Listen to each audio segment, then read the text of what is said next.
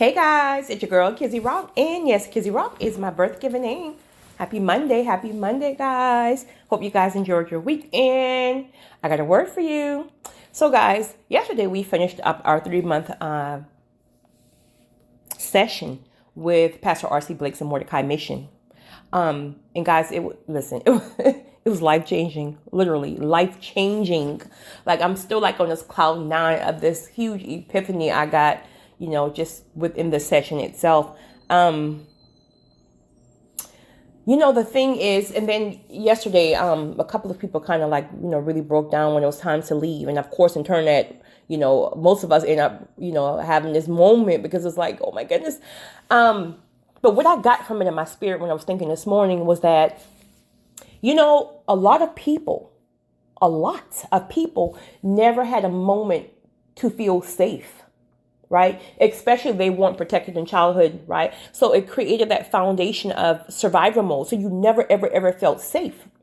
And now finally you get to a place in this group where you feel safe. Because, Pastor Blake just have that safe feeling anyway, right? So now that the mentorship came to an end, those seeds of rejection, those seeds of abandonment, are flaring up. And truly, that's not what it is. It's the complete opposite.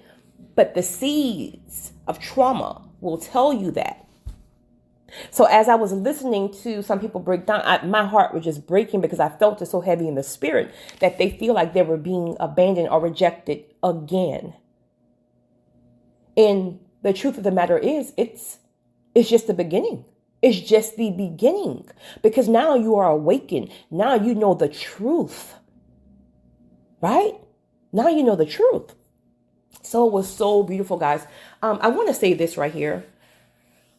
Not for everyone, but why do we have such a difficult time investing in ourselves? We will invest in everybody else's lives. We will invest in working 13 hours to help your friend with her sell her fish fry dinners, right? You will have 1,000 people ringing your phone, asking for you to do this. Can you pick my kids up? Can I borrow this? We're investing in everyone else's lives, but we won't even invest in ourselves, in our internal self, right? We want to think that hair and nails and stuff like that's investing in ourselves. No, that's polishing our exterior, right? But I thought about it. I think some people have a hard time investing in self because they don't even believe they deserve it, right? So there's a group of people who don't even believe they deserve it. And then there's this other group of people who don't even realize that they're traumatized and that they're broken and that they need it. So it's about discipline. It's about knowing where you are. Are you ready to heal? Are you ready to be whole? Are you ready to be free? Are you ready to get everything that God has for you? Those are the questions you have to ask yourself. Because if you're not there, then you're not going to see that you need to be healed. And that's okay, because we all get this thing at different times. But once you arrive to a place where you know good and well what you're doing is no longer working, you're tired. You're tired of hurting. You're tired of spinning your wheels. You're tired of being on this hamster wheel over and over and all that stuff, right? Until you get there, you won't even realize that you need healing, which requires you to invest in yourself. But we're so quick to say, I can't afford this, I can't afford that. Listen, one thing I learned a long time ago, people pay for what they want. Point blank period. Point blank period. So when you're ready, work on disciplining yourself. Well, I can't spend $200 on my hair this month. I can't get my nails done every 2 weeks. Instead, I got to go once a month. I got to walk around with this fill into the middle of my nail, whatever, right? So it's about discipline to get to the point where you truly are ready to heal and to invest in yourself. Pastor Blake, as you guys know, because so many of you are here because of him, helps hundreds of thousands of people for free. Faithfully at that, faithfully. And when you look at that chat section, you might see 5% of the people plant a seed. And I'm not speaking about large amounts, right? Because everybody just can't afford that. But you can't afford $1. You can't afford $5 just to people don't understand the importance of time. So they're quick to feel like, well, I don't have to pay for the, listen, you pay for anything else. You pay for the club, right? But you can't invest in planting seeds in your healing process. It's crazy, yo. But time is money. Time is money, especially when you got people who are that successful. Time is money, right? And again, it's very intimate. So you get to ask questions specifically related to your process and etc. So I just wanted to say that, it's hard for us to realize that we deserve it. We deserve healing. So again, of course, we all have our different areas of trauma, right? Some people deal with rejection. Some people deal with abandonment issues. Some people never had any type of issues in childhood, but they were hurt really, really bad, in a recent divorce, etc. So trauma is very broad. It's a broad word. Excuse me. It can go in so many different directions. You know what I mean? But here's how I see trauma. And again, this can be childhood. This can be, 5 months ago, whatever. It's almost like if you see a 2-lane highway, right? And one car crossed the median and you got, boom, a head-on collision. So either you can get a brand new car, right? Rid of the mangled car, a brand new car. I see that as healing, right? And I'm just making like a visual. That's healing. But that's equivalent to someone getting you the therapy that you needed after that trauma, right? They caught it in time. So you have a brand new car so you can get back on, your original path that God has always had for you. And then you got others who the insurance company is not going to give them a new car. They want to fix it. And then you got some of us who drive around with no insurance. So you got to drive this mangled car. So the point of the matter is your car has never been, your car was only kind of patched up. So that's trauma. So now we get back on the road with our little mangled up car. The fender is hanging off. Two of the tires is, listen. And we're driving on this path to destiny. And then we get hit with boom, more and more trauma. Boom, boom, boom. So your car is taking hits after hits after hits after hits, which is equivalent to more trauma. And we're trying to figure this thing out called life on our way to destiny. So we're crash victims. We're walking around as crash victims, never healed from the initial trauma, just to have all the other stuff piled on. And now we're in survivor mode. So we spend our lives wanting to control everybody else. You want to control your man. You want to control this person. You want to control this person, right? Trying to control people and change people. And we can't even fix ourselves. If we sit back and take accountability for all the people, we're trying to make them be faithful. We're trying to make them be more motivated to go out and work. We're trying to make them more motivated to do this. And we can't even fix ourselves. Think about your struggles, whatever that may be for you. Let it be a lack of patience. Let it be addictions, gluttony, whatever. Whatever your thing is, it's hard for you to fix that thing, but you want to fix somebody else. It's crazy. It is crazy. So before we know it, trauma got us, being people pleasers, dealing with toxic relationships and toxic people, dealing with infidelities and relationships and marriage, just dealing with a lack of confidence and self-esteem. And really that's what it is, because if you're tolerating someone cheating on you and things like that, you can't say you have confidence and self-esteem.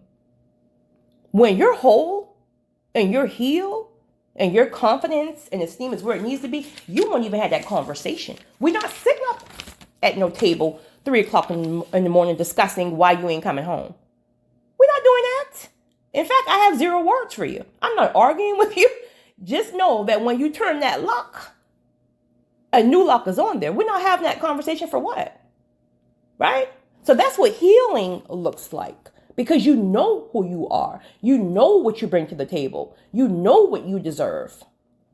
So when you're still with all that back and forth and all that nonsense, we got some healing to do, right? All of us. So I've realized that, again, sometimes the reason why we're sitting here trying to focus on other people's lives is because we truly don't even want to just face our areas of struggle. We all have those areas. Listen, I realized, I had this epiphany like 4 years ago. People are just people. People are just people. God is God, but people are just people. We all are trying to figure this thing out called life. Nobody's perfect. Nobody has it all figured out. And regardless of how good they look, regardless of how many stages they are on, regardless of how much millions and millions of dollars they got, at the end of the day, when you dig past all of that, people are just people. People are dealing with, again, abandonment issues, insecurities, all that stuff. Under all that money, under all that success, we all got issues. So why are we trying to blame, people to, well, I won't say that. That's a little, I'll make that for another recording.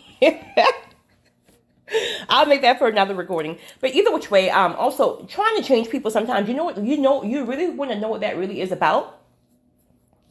That's a trauma trigger, because see, you may be dealing with a certain feeling, right? It's a trauma trigger, right? You got some emptiness going on somewhere.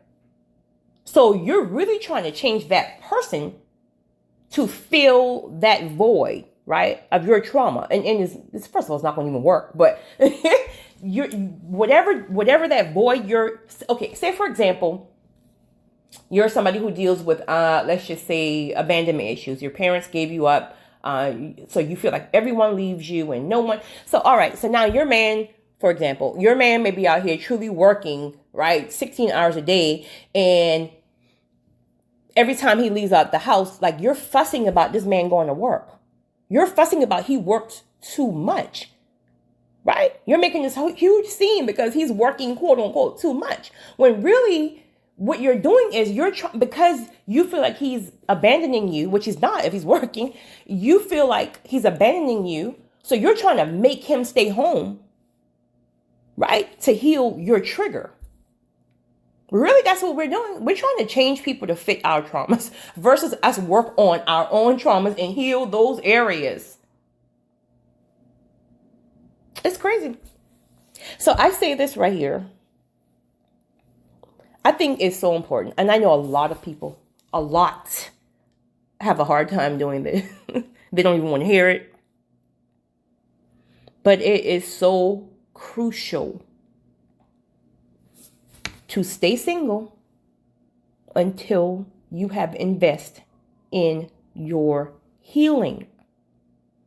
You will have the same results over and over. And again, if you're still in survivor mode, if you're still okay with that, because listen, truth of the matter is everybody don't want to heal, right? It's easier to be in survivor mode. That's what you're used to.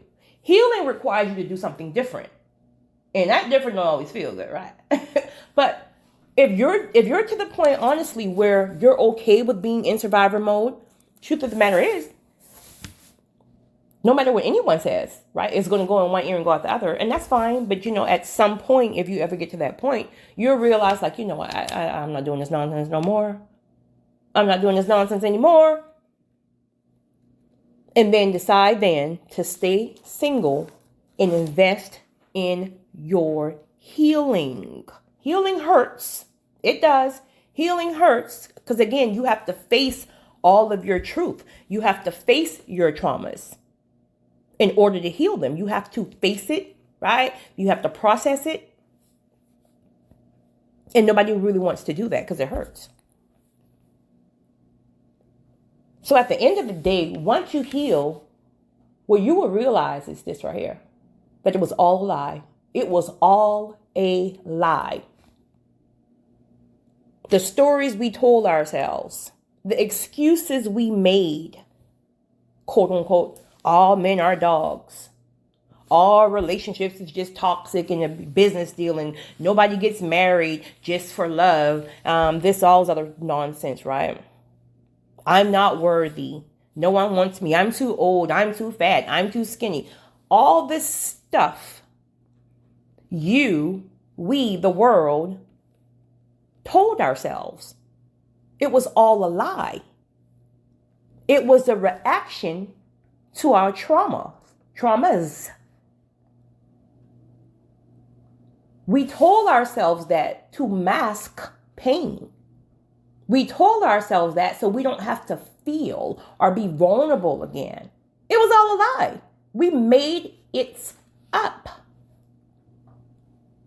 But if someone had caught that trauma and gave us the quote unquote, the new car, right? When we got into that accident, if someone had gave us the brand new car, which is again equivalent to healing,